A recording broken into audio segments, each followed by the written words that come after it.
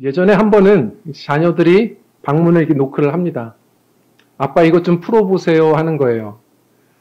그래서 뭔가 했는데 뭐냐 그랬더니 아빠가 딸들을 얼만큼 알고 있는지를 점검해 봐야 된다는 겁니다. 그래서 아빠 테스트지를 이렇게 가져온 거예요. 그래서 이거 꼭 해야 되냐? 해야 된대요. 그래서 최선을 다해서 실망시키지 않으려고 열심히 풀었습니다. 몇 점 나왔을까요? 우리 성도님들은 자녀들 얼마나 아십니까?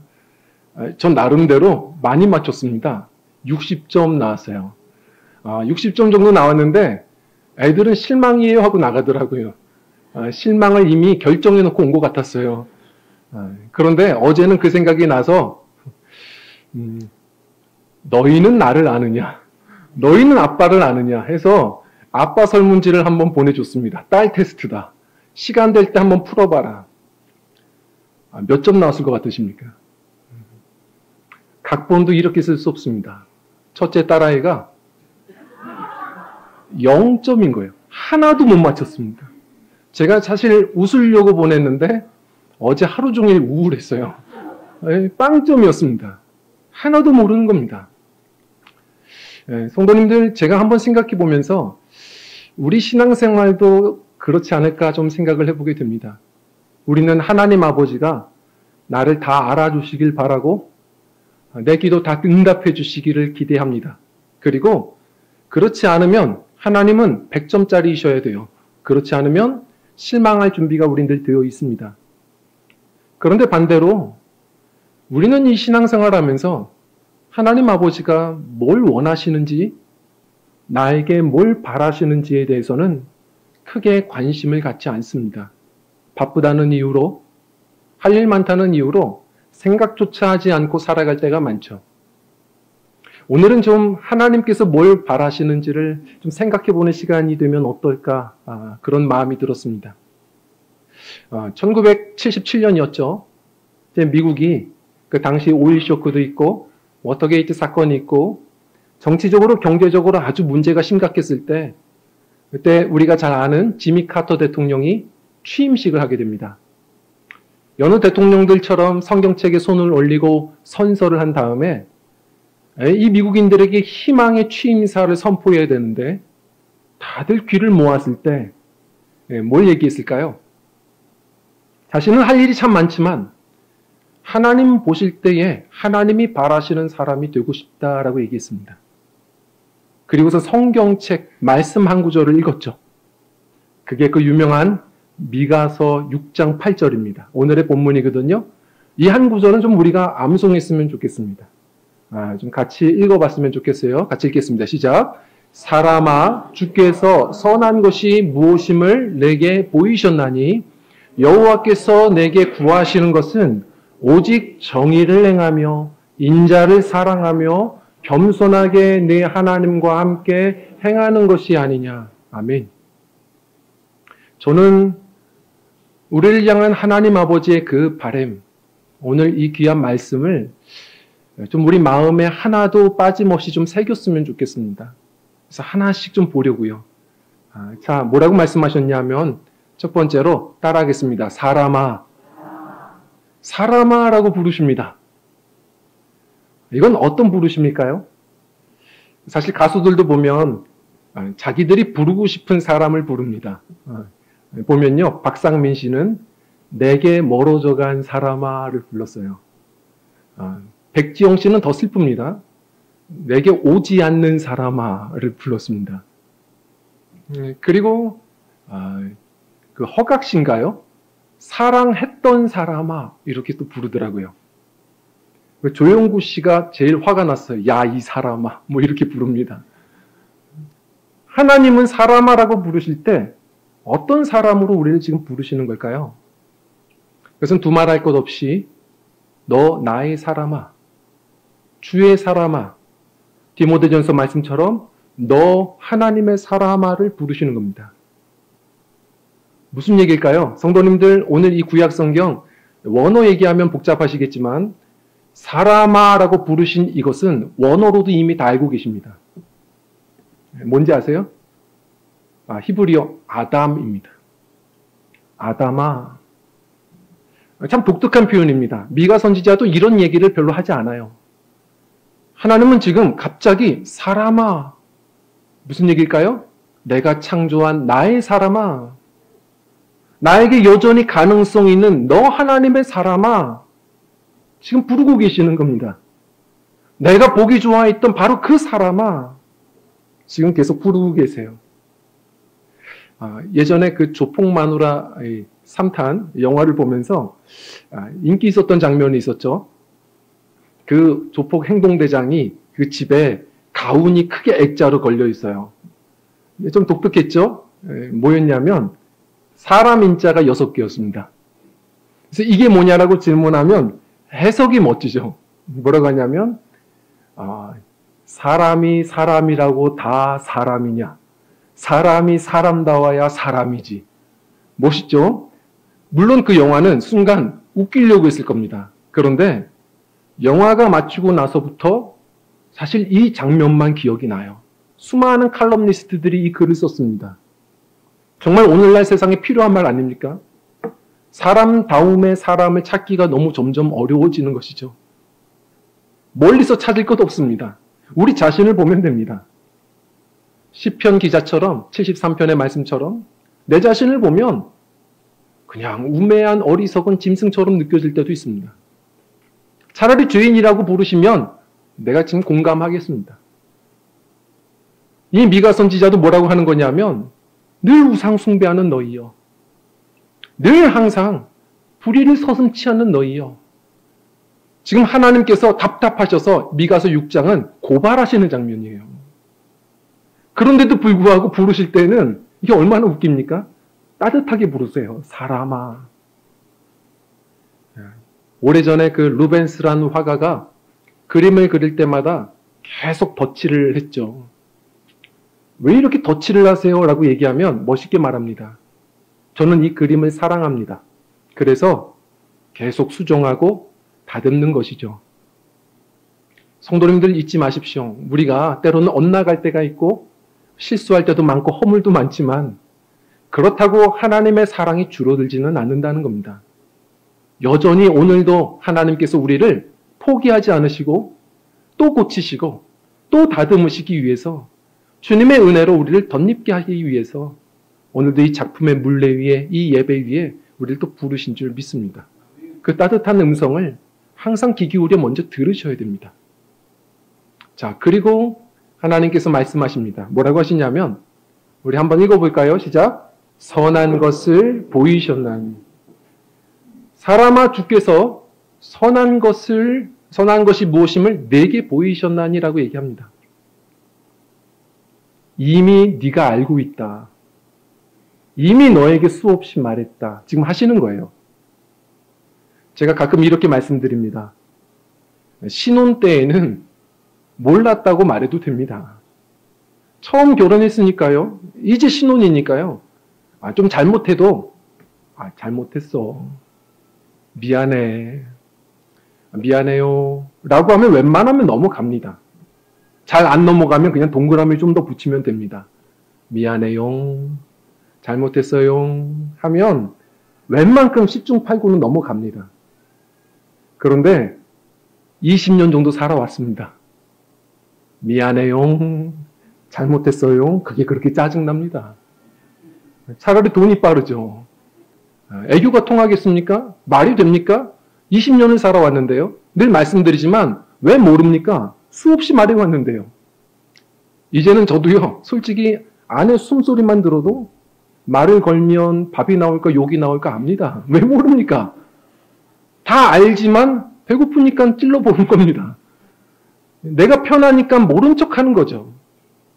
오늘도 말씀하시는 거예요. 잠시 멈춰서 기억해보자. 네가 이미 알고 있단다. 라고 하시는 거예요. 수없이 말씀해 오셨거든요. 뭐라고 하시는 겁니까? 내가 뭘 원하니? 뭐라고 얘기하냐면 6절, 7절이 참 중요한데 한번 읽어볼게요. 시작. 내가 무엇을 가지고 여호와 앞에 나아가며 높으신 하나님께 경배할까? 내가 번제물로 1년 된 송아지를 가지고 그 앞에 7절입니다. 여호와께서 천천의 수양이나 만만의 강물 같은 기름을 기뻐하실까? 내 허물을 위하여 내 맏아들을 내 영혼의 죄로 말미암아 내 몸에 열매를 드릴까? 이게 무슨 얘기일까요? 우리는 늘 항상 이렇게 말해요. 이게 선택적인 기억상실증입니다. 내가 어떻게 하나님을 기쁘시게 할까? 1년 된 송아지를 가지고 갈까? 이게 뭐죠? 가장 흠없는 송아지예요. 값 나가는 겁니다. 그리고 천천의 수양, 양으로 한번 드려볼까? 많은 헌금해볼까? 만만의 강물 같은 기름. 성도님들 요즘에 고기 드시면 기름은 다 발라 드실걸요? 그러나 과거에는요. 정말 귀한 거였습니다. 골라서 드리는 거였죠. 이런 걸 기뻐하실까? 그러다 더 나아가요. 뭐라고 합니까? 내가 죄 지었는데 이 허물을 가리기 위해서 내 맏아들을 드릴까? 아니면 내 죄로 말미암아서 내 몸의 열매, 내 자식들을 다 드려버릴까? 이게 뭐죠? 당시 우상 숭배자들이 하는 일이었습니다. 자기가 좀 죄 지으면 민망하니까 나중에 자식도 불에다 던졌어요. 하나님이 그거 기뻐하십니까? 가증하다고 얼마나 많이 말씀하셨는지 모릅니다. 하나님이 뭘 기뻐하는지를 왜 모릅니까? 그냥 함부로 살면서 그렇게 죄 지으면서 삶의 예배는 전혀 드리지 않으면서 약한 사람들 것 다 빼앗아다가 오면서 그것 가지고 많은 헌금으로 퉁치려고 하는 거? 하나님 기뻐하실까? 하나님은 부자의 재물에 관심이 없으셨습니다. 오히려 진심의 과부의 두 렙돈에 관심이 있으셨죠. 하나님은 그 어떤 것보다 진심을 원하시고 어떤 것보다 우리가 가진 것보다 나 자신을 원하신다는 겁니다. 이거 왜 모릅니까? 오래된 기독교 고전이죠. 아나톨 프랑스라는 사람이 하나님의 어릿광대라는 단편을 씁니다. 평생을 광대로 살아오신 분인데 이제는 몸이 말을 듣지 않고 나이가 들어 은퇴를 하게 되죠. 그러면서 과거에 한번 동경했던 수도사의 삶을 살아보고 싶습니다. 하나님께 온전히 드리고 싶은 거예요. 그래서 이 단편을 보면 정말 나이가 들어서 수도원에 들어갑니다. 근데 갔는데 슬픈 거예요. 많은 재물을 하나님께 드릴 수 있는 것도 아니었고 가진 게 없어요. 그렇다고 저 수도사들처럼 찬양을 잘하는 것도 아니고 그리고 저 수도사처럼 기도를 멋지게 할 줄 아는 것도 아니고 성경 지식이 많아서 좋은 영향력을 줄 수 있는 것도 아니고 이 나이에 드릴 게 없더라는 거예요. 그래서 울다가 기억난 게 있어요. 평생 해온 거. 그래서 하나님이 봐주시겠지 해서 다시 오랜만에 몸을 풀고 모든 수도사들이 다 기도하고 나갔을 때 그 성전에서 십자가 앞에서 저글링도 하고 물구나무도 서고 춤을 추기 시작합니다. 근데 그 모습을 보고 수도사들이 뒤늦게 보고 모여들었어요. 저렇게 경박할 수가? 어떻게 십자가 앞에서 저렇게 춤을 출 수가 있어? 비판이 점점 거세지기 시작하는데 그 순간에 천사가 내려와서 그 광대를 안아주고 그 땀을 닦아주는 모습으로 그치죠. 우리가 왜 감동하고 공감하냐면 하나님이 뭘 원하시는지 우리는 모르지 않습니다. 그런데 오히려 그 진심을 내 인생을 드리기를 더 아까워하는 것이죠. 오늘 그래서 이렇게 얘기하십니다. 아주 중요한 말씀이죠. 사람아, 내가 이미 너에게 다 알려줬다. 네가 알고 있다. 내가 너에게 바라는 것은 복잡한 제사도 아니고 많은 헌물도 아니다. 그러면서 하시는 아주 중요한 말씀이에요. 이건 우리 마음에 새겨야 됩니다. 우리 한번 좀 읽어볼게요. 큰 글씨를 읽어보겠습니다. 시작. 겸손히 하나님과 함께 행하는 것이 아니냐. 아멘. 자, 정의를 행하며부터 읽어볼게요. 시작. 정의를 행하며 인자를 사랑하며 겸손하게 네 하나님과 함께 행하는 것이 아니냐. 아멘. 성도님들, 정의를 행하며 뭘까요? 우리가 판사들, 법관들만 하는 일입니까? 대통령만 하는 일인가요? 아닙니다. 이 불의한 세상에서 다들 유익이 되는 걸 선택하는데 정말 하나님의 백성이라면 옳은 걸 선택하며 살라는 겁니다. 옳은 것, 그게 그렇게 쉽지가 않습니다. 그건 우리 모든 일상에서 이미 벌어지는 일들입니다. 한번 10절 말씀 이렇게 얘기하거든요. 미가 선지자가요. 같이 읽어보겠습니다. 시작. 악인의 집에 아직도 불의한 재물이 있느냐? 축소시킨 가증한 에바가 있느냐? 무슨 얘기일까요? 지금 예배드리면서 많은 헌물로 퉁칩니다. 한 주간 동안 그 부자의 힘을 가지고 약한 자들, 판사들에게 뇌물을 주면서 약자들의 땅까지 빼앗았으면서 그걸 가지고 불의한 재물을 탐하고 그걸로 헌금으로 그치려고 합니다. 가증한 에바가 뭘까요? 에바는 이게 부피죠. 곡식을 담는 부피. 11절 말씀 보면 그래서 저울을 속이는도다.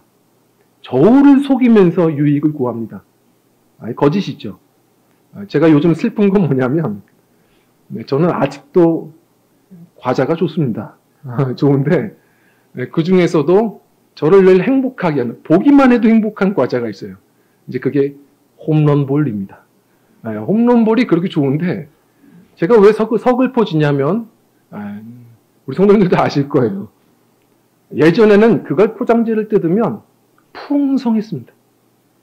지금은 그람수가 굉장히 줄었어요. 닦아보면 파울볼이에요. 홈런이 아닙니다. 행복하지가 않은 거예요. 맛동산도 마찬가지. 혜태는 정신 차려야 됩니다. 롯데는 회개해야 돼요. 꽃갈콘 손가락 10개 다 꽂아 놓으면 없어요. 옛날엔 많았거든요. 없어요. 그람수를 조금씩 그렇게 줄입니다. 그런데 그보다 더 심각한 건 그람수를 아예 대놓고 속이는 사람들이 많습니다. 우리가 살아가면서 내 유익을 위해 거짓을 행하는 것. 성도님들, 정의는 멀리 있지 않습니다. 항상 유익이 되지 않더라도 옳은 걸 선택하는 것, 정직한 것, 공정한 것. 그런데 그게 참 쉽지 않죠. 우리 그리스도인들이 따라가야 하는 길들입니다. 미련해 보이겠지만 그 정의의 길이 주님이 주시는 길이거든요. 그리고 인애를 사랑하며 라고 표현합니다. 인애를 사랑하며가 뭘까요? 그 인애라는 것은 하세드, 긍휼이라는 겁니다. 친절, 긍휼. 지난 한 주간도 여러 마음이 있으셨을걸요. 그런데 그 가운데 하나님이 주시는 주님의 마음이에요. 그 마음을 좀 붙들며 해요. 지난주 중에 제가 좀 생각지도 못한 사역들이 있어서 좀 바빴어요. 제가 연락을 하나 받았습니다. 제가 늘 말씀드리는 참 존경하는 목사님 중에 그 친절함이 많으신 분이 있으세요. 모두를 불쌍히 여기시면서 누가 필요하다면 달려가시는 목사님이 있으십니다. 참 보기 좋다. 본받고 싶다. 근데 이 목사님이 한번 장례식을 다녀오시는데 처남이 일찍 소천한 겁니다. 그런데 거기서도 이제 홀로 남은 처남댁을 본 거예요. 이 처남이 비닐하우스 5개를 이제 해놓고 마지막에 농사 지으며 살려고 다 준비해놨는데 일찍 세상을 떠난 거죠. 홀로 남은 처남댁 보면서 어떻게 할까 고민하시다가 또 평일은 시간 날 때마다 가서 오이를 따주고 같이 팔아주고 그 일을 하세요. 참 제가 존경합니다.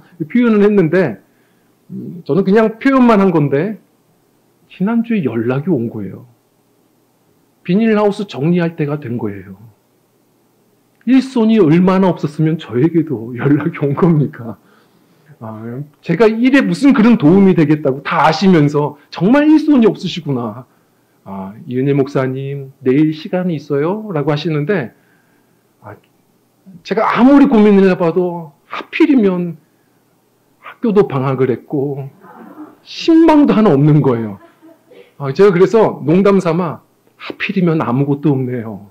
하고선 이제 아침에 가는데 억울했는지 애들도 깨워서 갔어요. 같이 가자. 일손이 필요한다 보다. 가서 열심히 돕는데요. 제가 정말 가서 많이 반성했습니다. 목회 열심히 해야 되겠다. 정말 농사는요 힘든 것 같아요. 온몸이 계속 며칠 동안 알았습니다. 제가 오이를 얼마나 봤는지 긴 건 보고도 싶지 않은 거예요. 갔다 와서 거울도 보기 싫어요. 그러니까 다 보기 싫은 거예요. 너무 힘들고 지치고. 그런데 참 신기해요. 두 마음이 같이 있는 거예요. 그렇게 돕고선 오는데 뿌듯한 마음도 있습니다. 아, 참 오늘 하루는 벅차다. 의미가 있었다. 내가 참 오늘은 행복한 하루를 살았다. 그런데 또 한편으로는 누군가 물어보더라고요. 목사님 또 부르시면 가실 거예요. 그래서 다음에 부르시면 꼭 신방을 만들 겁니다. 얘기했어요. 쉽지 않아요. 이 두 마음이 다 있습니다. 성도님들, 그러나 말씀드립니다. 인애를 사랑하며예요. 인애를, 정의는 행하며예요. 그건 하셔야 돼요. 인애는요. 이 긍휼함은, 친절은 사랑하며예요. 좀 쉽지 않아도 주님의 마음을 늘 여러 마음 중에 붙들어 보시는 거예요. 그러다 보면 때로는 하루가 후회함도 있겠지만 가장 아름다운 하루를 살아내는 것, 그것이 주님과의 아름다운 동행인 것 같습니다. 주님의 마음을 한번 가까이 붙들어 보는 거예요. 사랑해 보는 것. 그리고 뭐라고 합니까? 겸손히 내 하나님과 행하는 것이 아니겠느냐? 이 겸손이 뭔데요? 구약성경에 이 말도 거의 나오지 않은 말입니다. 이 말이 뭐냐면 숨다예요. 숨다. 하나님을 앞세우는 겁니다. 하루하루 문제가 많으시겠지만, 하루하루 고민도 많으시겠지만 하나님을 앞세워 살아가는 성도의 그 당당함을 가지고 살라는 거예요. 겸손은 저 이것도 못해요, 저것도 못해요가 아니에요. 그건 하나님을 바라보지 못하는 교만함입니다.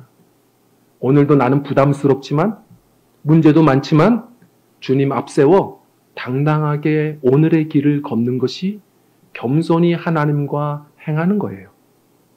자, 이걸 다 외우시기 어렵죠?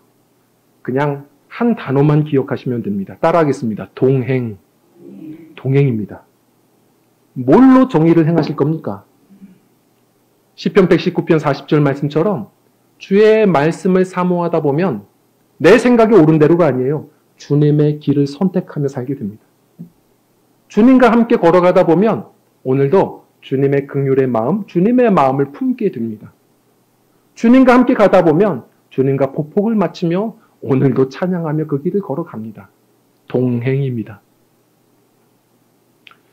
제가 첫째 아이가 좀 어렸을 적에 사춘기가 좀 심하게 올라올 때였습니다. 아유, 목사님 그 따님 얘기도 되나요? 저도 걱정해서 아까 전에 허락 받았어요. 아빠 해도 돼. 카톡 보여드릴 수 있습니다.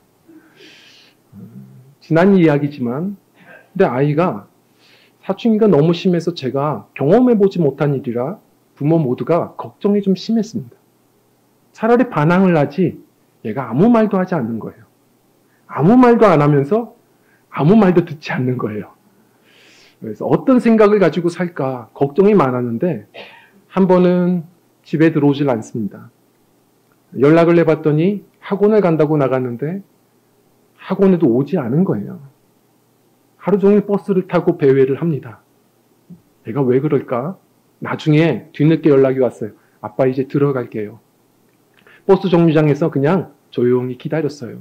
똑같이 반기고 들어오는 길에 놀이터에 참 보여서 그네의 양옆으로 앉았습니다. 딸, 뭐 힘든 일 있어? 그랬더니 얘기합니다. 아빠, 학교를 좀 안 가면 안 될까요? 아니, 왜?